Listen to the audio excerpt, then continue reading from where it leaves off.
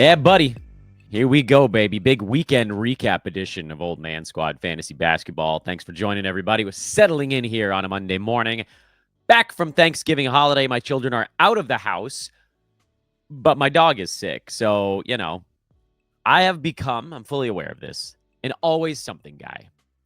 We all have one in our lives, and we all hope to never be the always something guy.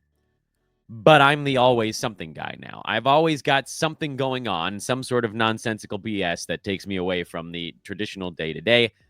The key I've found, this is my meditative start to today's, fresh week of podcasting. The key I've found to handling being the always something guy, as tends to be, I think, the key with almost all things in life, is to just embrace it. I'm in casual acceptance now of being the always something guy. I'm just trying to enjoy the day-to-day despite its lunacy, and I hope you'll come along for that journey with me, because you guys know, listening to this show, you're not just getting fantasy basketball, you're also getting not a glimpse, but like a full size, glass window wall into my weird existence. I'm Dan Bespris, the idiot that you're listening to, at Dan Bespris on Twitter, DanBesbris. Please do follow over there. It's actually really important. Or Old Man Squad on Blue Sky, one of those two places, because we put a lot of stuff out in between the podcasts. Like, rate, subscribe. We had a bunch of new Apple and Spotify ratings. Love you guys. That's amazing. A bunch of new subscribers.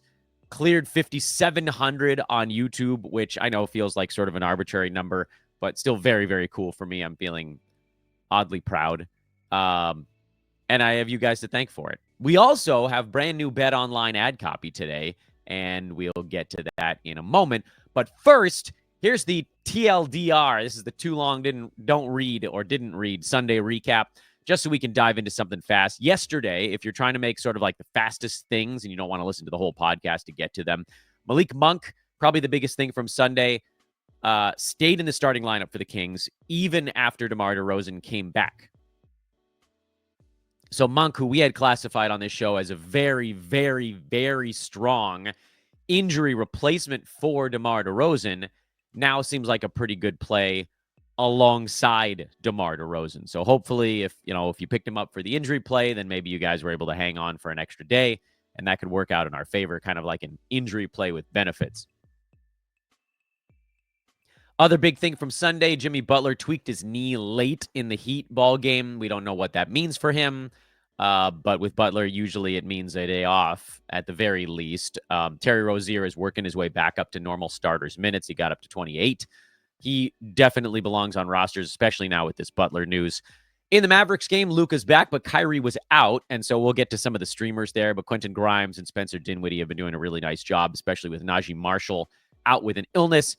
And then Missi, in a vast sea of blood red mess that is the Pelicans right now, and their near 40-point loss to the Knicks was kind of like a lone bright spot. So make sure he's on rosters, and that's kind of the quick hitters from Sunday. BetOnline continues, friends, to be the world's most trusted betting platform and your number one source for online betting. They've got the earliest odds and in-game live betting. And that's how BetOnline provides you with all the action and the ability to watch the games as they happen.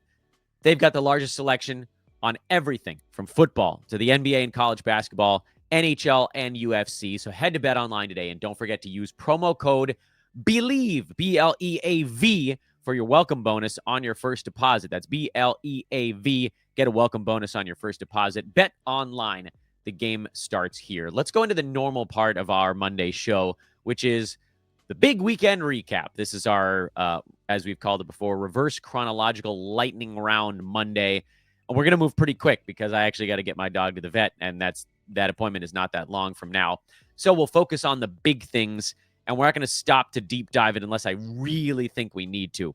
Indiana lost at Memphis because Indiana can't win on the road, because Tyrese Halliburton sucks on the road, because we think he doesn't get any rest in hotel beds. They're 7-3 in Indy and 2-9 on the road right now. And if you want to keep doing it, buy low when Halliburton's on the road, sell high after a couple good games at home. You can do it back and forth all season long at this point. Elsewhere, Andrew Nembhard back from injury. This is his first game in almost a month. He had 14 points, 4 assists. We know enough about his fantasy game to know that he generally doesn't do enough when Halliburton is healthy. A question popped up on Twitter that was like, what about with Ben Shepherd out and Aaron Nesmith out and other guys missing? I still don't think it's going to be enough. And I also know that they're going to bring him along, I don't want to say slowly, but call it like semi-slowly. And so he went full bore in his 15 minutes here. He's not going to have a usage rate of 31 once his minutes trend back up again. So you can keep an eye on him. I don't think he's going to end up being a 9-cat play. You might have room for him on a punt roster of some kind, like punt defensive stats would be a thing you could look at with Nembhard. He's just not, like, he doesn't fit the roto mold all that well for me. So don't come banging down my door if he ends up having a decent stretch of assists. Typically he doesn't do enough across the board to get onto my rosters. With, again, the caveat, he might be enough to go on yours. For the Grizzlies, Desmond Bane at 16, 6, and 6. I still think he's the best buy low in the NBA right now. People have started to accept the fact that he's just not going to do as much this year. I have not. Santi Aldama had another good shooting game, but his role is about to sort of fall off a cliff here. So JJJ, John Morant, Desmond Bane, these are the guys you're obviously starting for the Grizzlies. The other question mark for me is Marcus Smart, who had another good game in only 23 minutes, which that's not going to be enough for him long term. And that's kind of where he's jammed up right now. And I know he's had 3 good, positive impact fantasy games in a row, but 24, 25 minutes just isn't enough long term. So I'm basically out on Smart in terms of, like, do I think he's a rest of season value? No, I mean, if you catch him on a good scheduling run, that could be a thing. But when I talk about this stuff, I'm not usually referring to it in terms of schedule. Because, like, the Grizzlies have a pretty good schedule here this week. They've got a 4-game week. They've got a back-to-back over this coming weekend. But I'm talking about, is this a guy that I would start all the time, all season long? And the answer, at least right now, is no. Orlando beat the zombie Brooklyn Nets 100-92. Goga Bitadze continues to be a streamable play. KCP's been very warm lately. So he's taking about 2 extra shots per ball game. It's going to be that ebb and flow for Kentavious. We've seen this long enough to know. And he was a guy that I thought might have a chance at value before the season started. And he's number 113 right now on 9 points, 1.5 threes, and 1.5 steals. So he's very much a specialist who gets no rebounds, no assists. He's shooting 96% at the foul line. And he's on a little bit of a mini heater right now. So if you want to ride him on the heater, you can. You guys know I typically don't. So I'm shying towards probably not on KCP. Wendell Carter Jr. Had a really nice shooting game. He's sort of a low-end power forward option, at least while Paolo Banchero is out.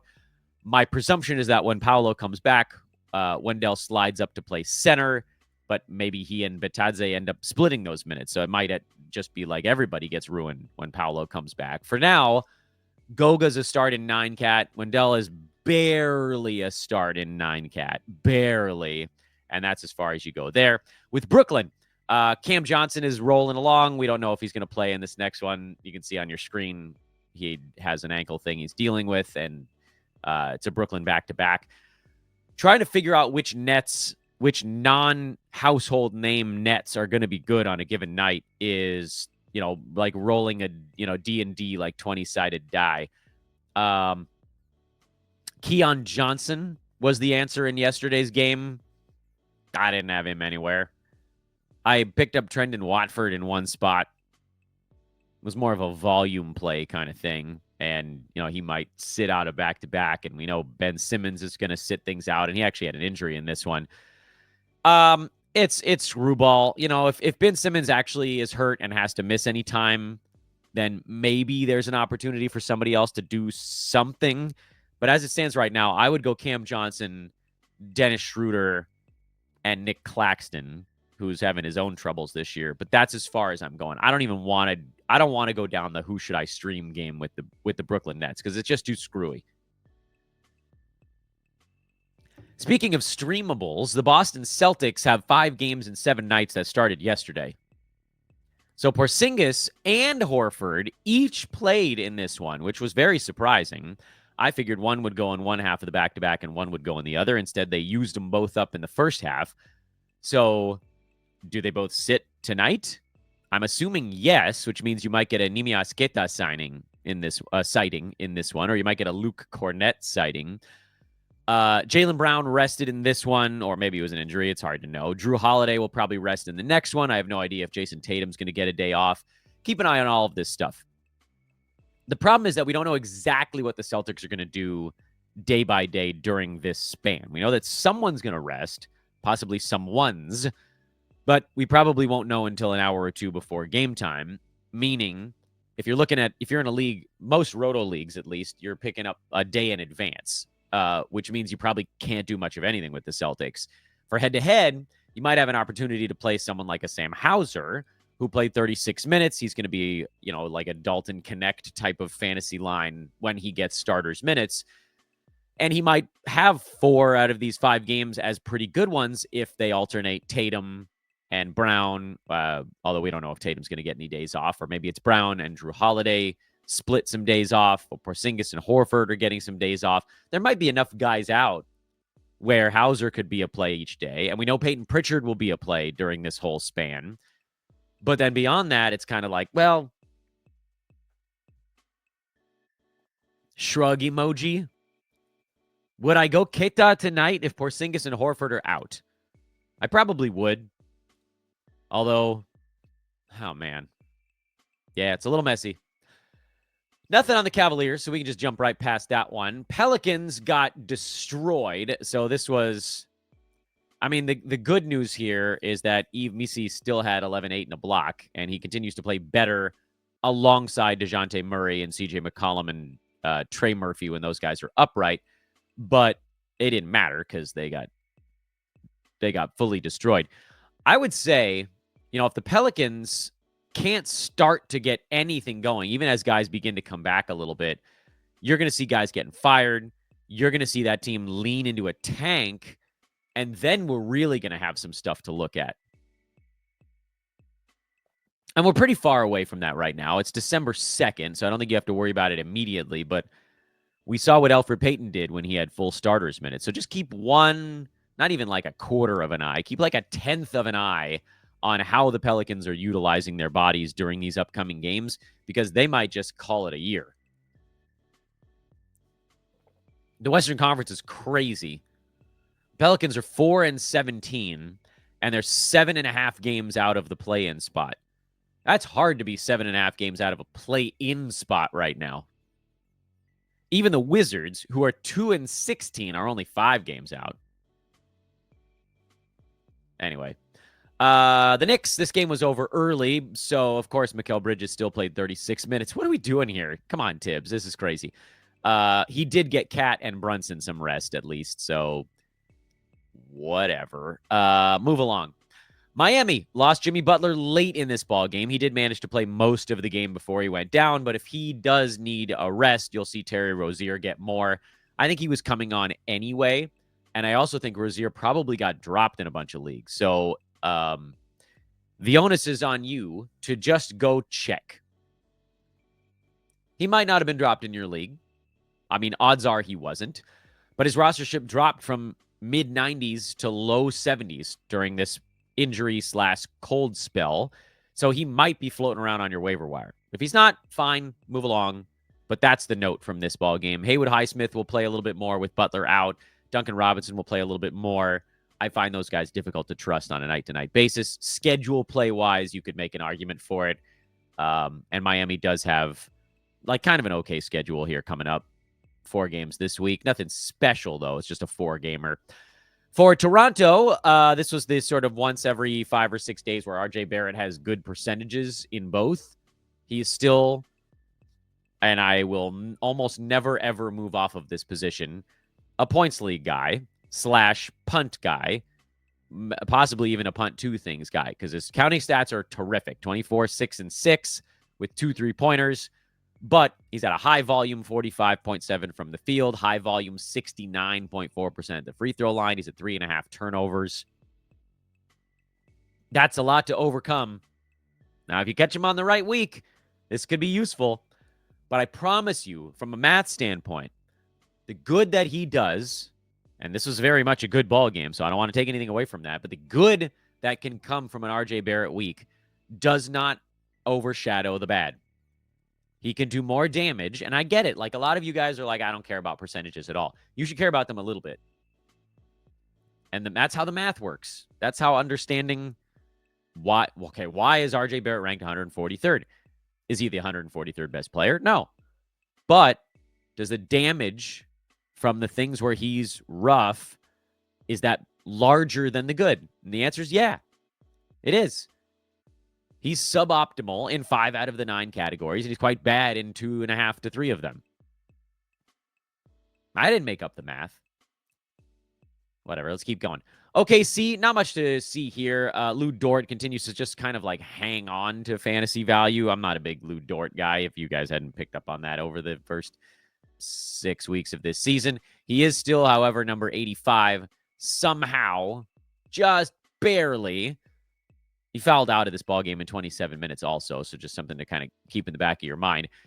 If you insist on playing Lou Dort, I won't chastise you because technically he is a 9-cat play and has been so far this year, but I also know that he's one of the more boring 9-category plays, even by Dan Besbris standards, who got off to a hot start and has kind of leveled off a little bit.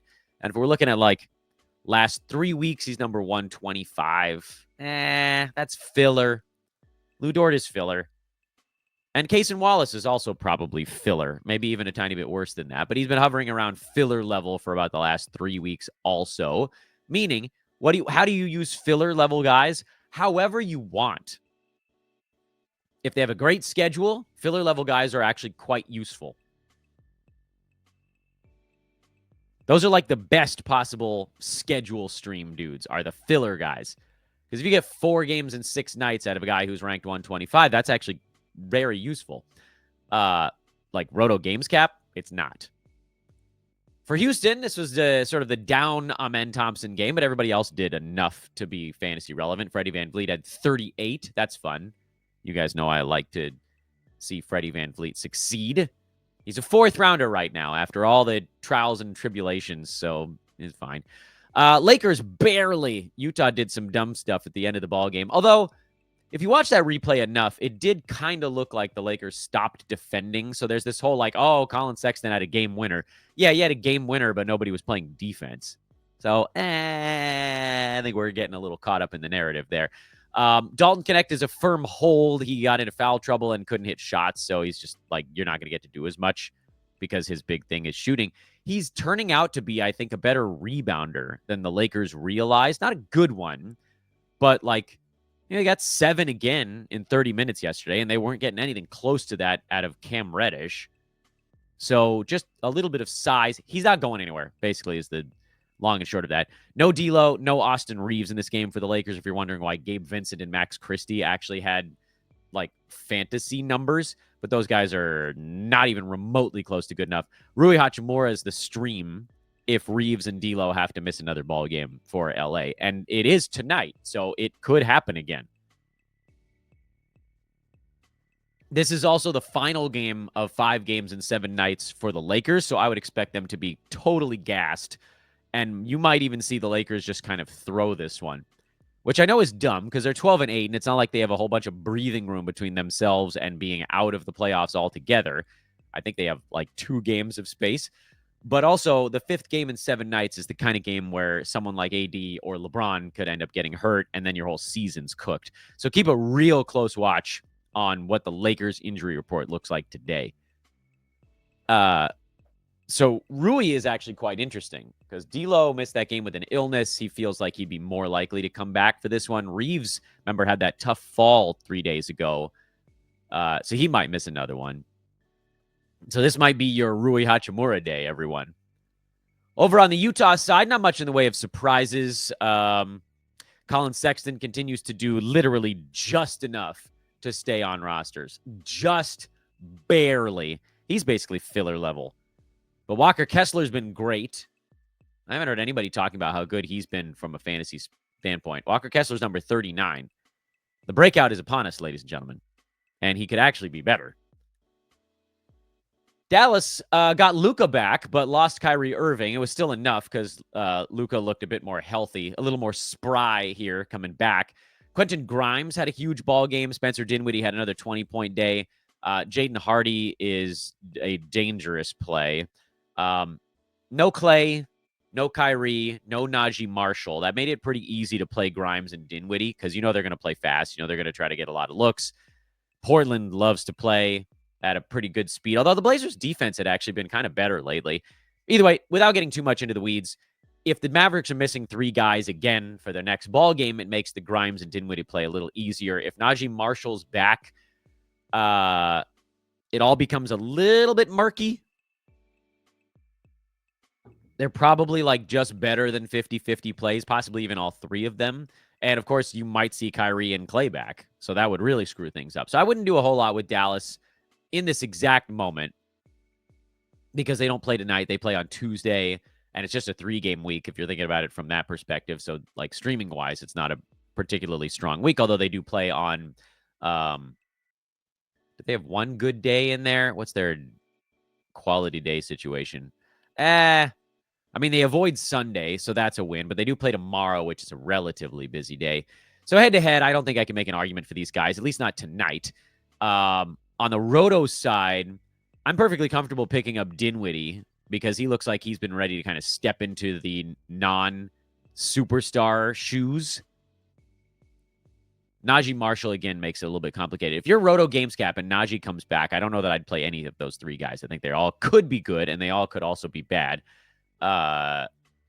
If we're still missing 3, that's kind of like the magic number, then you can play any of these dudes, streaming-wise. Portland got Jeremy Grant back. Denny Avdia managed to have 21 points, but his ball handling role shrunk a bunch. And I know that it's weird for me to say that Avdia, after scoring 21, is probably not a hold, but he's probably not a hold. I know that again, sounds very stupid. But we need him with more point guard, point forward type of responsibility. And if Grant is there and Simons is there, that shrinks a bunch. Scoot being out actually is helpful for Avdia because that does give him just a little bit more to do. And of course, this was an extraordinarily high-scoring game. This is 270 points basically in regulation. So everybody had big numbers. So you kind of have to like do this quick math to say, okay, well, what would this game have looked like if the team scored 115 apiece instead of 130 something? And the answer is Simons, you can play. Grant, you play and then you sell if you can. DeAndre Ayton, you play. Shaedon Sharpe is your punt field goal play. Toumani Camara is close. I think I'd lean more towards schedule play with him, and same thing with Denny Avdia. And that's where I land with the Blazers as this lineup is currently constructed. Spurs beat the Kings, and the sky is falling in Sacramento. They're now 9-12, despite having their guys back. Devin Vassell, 24 minutes, 21 points. He obviously is a must-roster guy. Chris Paul, Victor Wembanyama, those guys are the easy ones. Julian Champagnie is on a really nice run here with no Jeremy Sohan, although he's close. So, you know, try to get what you can out of Champagnie. I don't think he's going to have value as Vassell ramps up and Sohan ramps up, but for now he does, so you can keep streaming there. Keldon Johnson had 17 points. He's a schedule level play. Harrison Barnes is a low schedule level play, and then Stephon Castle.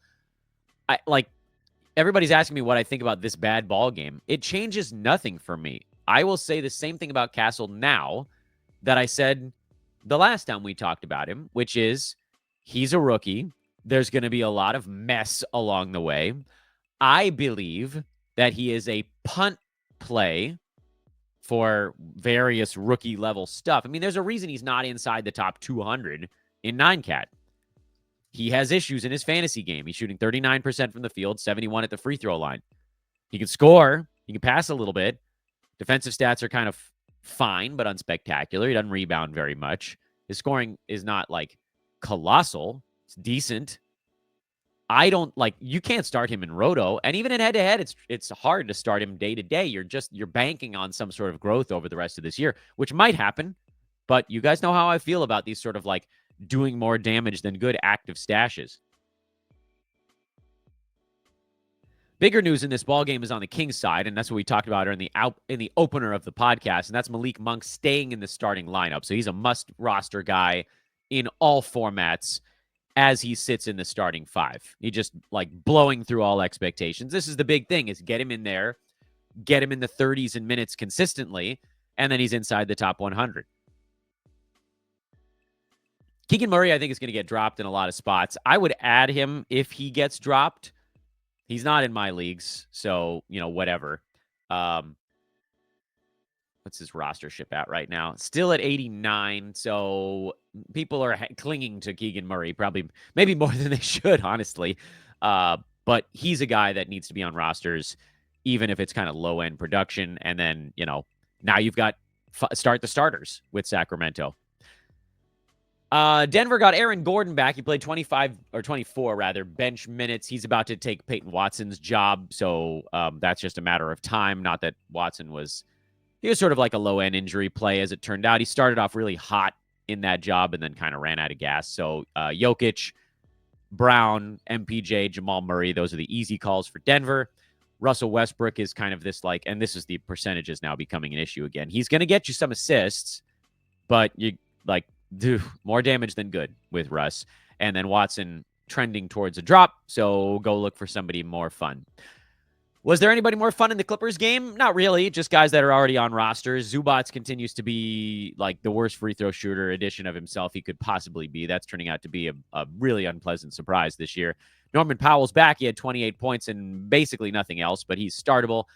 I would try to sell Norman Powell for anybody inside the top 80 if I could. I know I think that makes me lower on Norm than most, but I don't care. I think we know what he turns out to be, and I think if you can get stuff for him, you should. Meanwhile, James Harden is number 14 in 9-cat, despite one of the worst impact field goal and turnover marks in the entire league. That's how good he's been in the other categories. But damn, if he could just semi-solve one of those. Harden, if you're punting field goal, is number 4.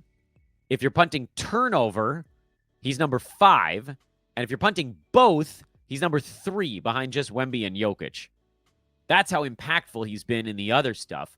But if you have him in Roto, you really need him to not be that bad in both categories. Whatever. It's a good ball game, so I guess let's try to be nice. Quick commercial break, and then we'll head back to Saturday.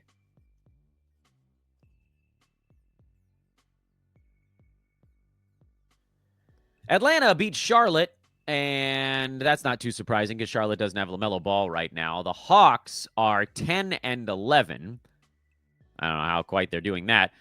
This is one of those ball games where Okongwu had the better center game. Capella had 14 rebounds, and he did have 2 blocks, so it wasn't all lost. But Okongwu had 16 and 11. That's 3 games in a row where both centers have been fantasy viable. I don't believe that it can continue, and I get that might make me maybe too much of a curmudgeon on this stuff because they're both sitting in filler level right now.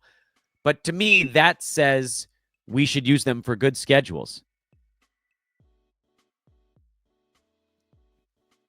If you're higher on them, you can be higher on them. Again, I think these guys, this is one where we can disagree, and it's totally fine.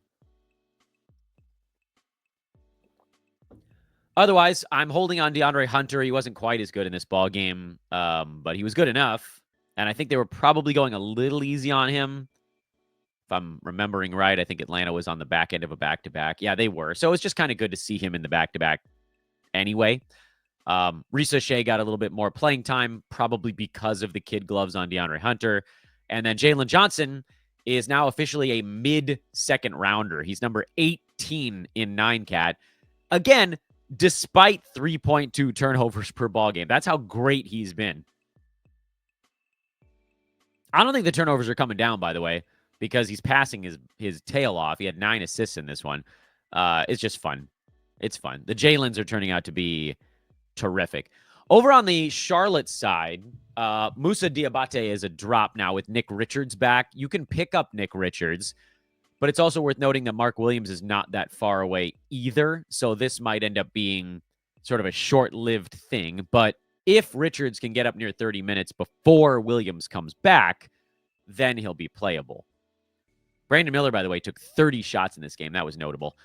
Josh Green is fringe level. Cody Martin is fringe level. Those are guys I would trust more for schedule plays. Vasilije Micic is definitely a schedule play. He had a well-rounded game here, but he had the entire month of March last season to kind of show us what his fantasy game was going to look like. And I don't expect massive evolution from him from late last year to early this season. Meaning, I expect him to be a pretty solid assists stream, and I wouldn't count on him for much else. The 2 steals are very high for him. That's not typically a thing. The field goal percentage is usually pretty bad. The turnovers were pretty bad last year. The rebounds were not anything like this. And yeah, I get it. LaMelo Ball is out, and Trey Mann is out, but they have other guys. It's not like it's going to have to be Micic or bust. But for passing, it is a little bit Micic or bust.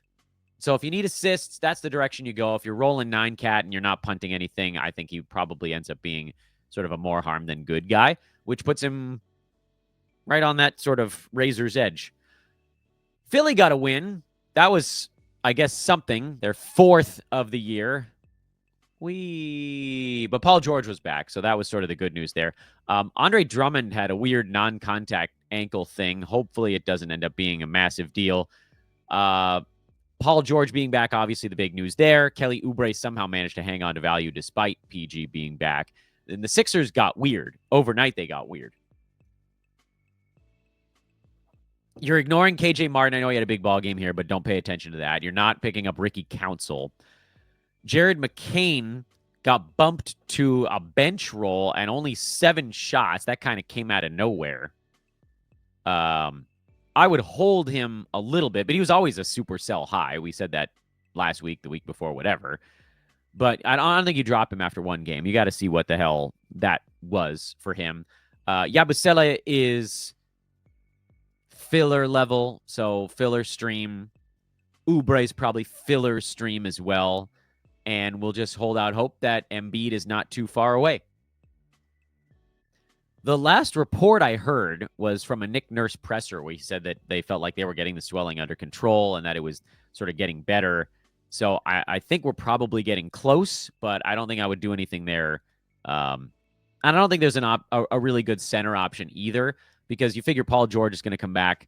He and Max are going to soak up most of the usage, and then a bunch of other guys are just going to be fighting for what's left.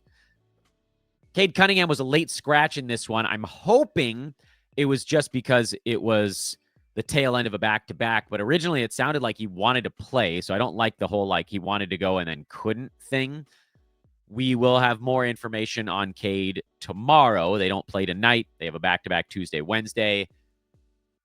If he's not in there, Malik Beasley is your awesome stream, but obviously we hope that he is in there. Jalen Duren was absolutely atrocious in this game. I'm going to say the same thing about Duren I said last time, which is sell him as soon as he has a good ball game. I don't think this season's about to get better. Wizards with no Kyle Kuzma. You thought, oh, maybe some, Keyshawn George could probably get. Nope. Who picked up all the usage? Jordan Poole, which shouldn't surprise anybody. Jonas Valanciunas, which should surprise you a little. And Malcolm Brogdon. Household names did all the stuff for Washington in this one. So, to that end, obviously Poole, but Brogdon and Valanciunas are must-play guys while Kuzma's out. And I don't know that they're bringing Kuzma back anytime soon because he's on the trade block. Bilal is a very tough hold right now. Not only has he cooled off, which we knew was going to happen, but he's kind of stopped being aggressive because he's cooled off. I would say try to hang on because he's still playing a crap ton of minutes, but it's a hard one right now. Roto, you can put him on your bench. I don't think I would go full drop. Head-to-head, see if you can stick it out. Again, realizing that it's not going to be all that easy for you. Alex Sarr, you're holding. Again, active stash kind of stuff. Milwaukee, I got no notes. No notes. Dame, Giannis, Brook Lopez, those are the only guys you're playing when this team is healthy. For the Warriors, Brandon Pajemski, signs of life even with Steph Curry around. This is kind of the first time we've seen that all season long. So and you guys know me, I'm low on Pajemski overall. But this was a really good sign. And DeAnthony Melton is out for the year. And Lindy Waters got pushed to the periphery, and Jonathan Kuminga got pushed to the periphery here. Is it Pod's time? I don't know. Probably not. 15, 20% chance at most. But if it is, you don't want to miss it.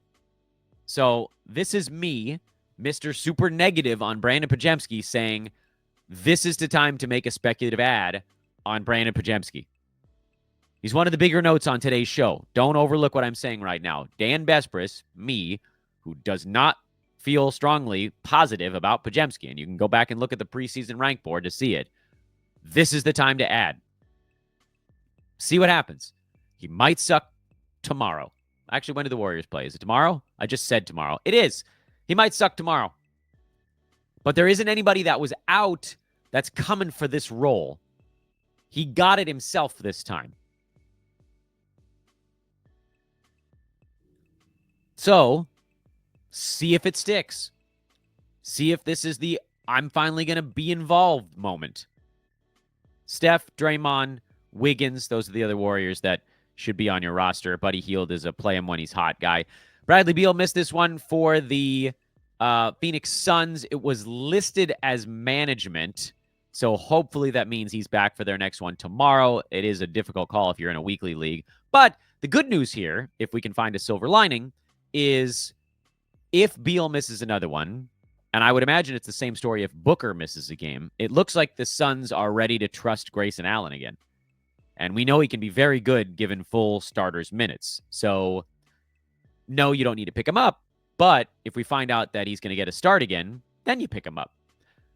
We already talked about Dallas and Utah. The only two teams that didn't play over the weekend were Chicago and Minnesota. We actually talked about them on our Saturday morning special recap edition show. But just in case you didn't hear what we said on those ones, I'll just repeat it now.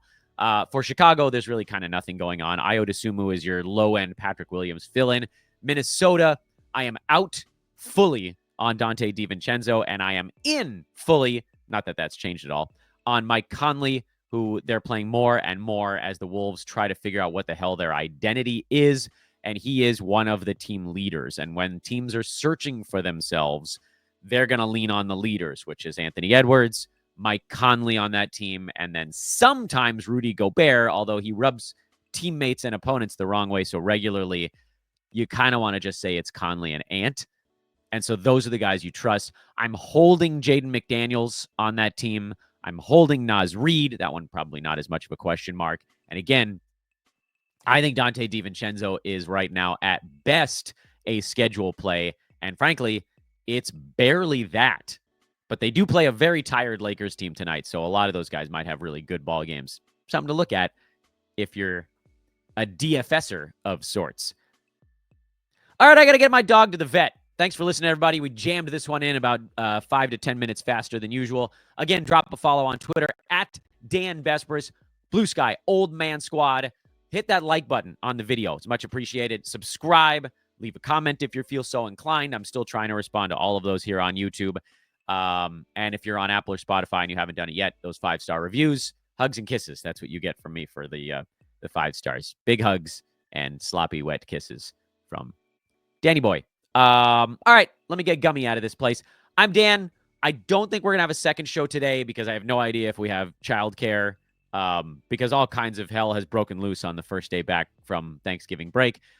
If there's a second show coming today, it will likely be either a buy low or a sell high. If not, we'll push that to tomorrow. Either way, I'll be around on social at some point later on, so make sure to follow over there. That's where I'll see you. So long.